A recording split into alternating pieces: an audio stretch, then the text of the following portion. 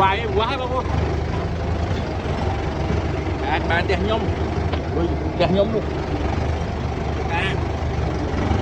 Chỗ đây đâm lôm cái vài bác ơi. Ui lớn cái chuyện nè, cái ca không?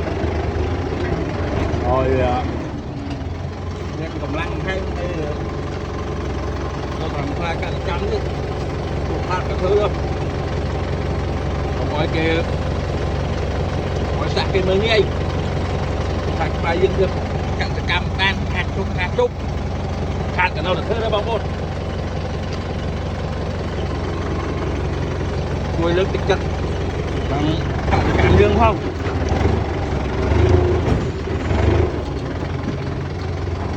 còn ơi sạc cái hàng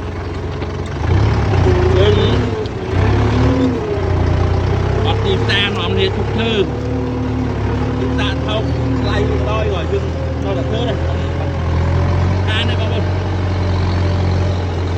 còn chưa tha về không than và chỉ vứt đi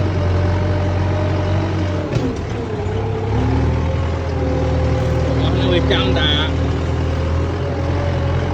cho tại dân thúc lúc đó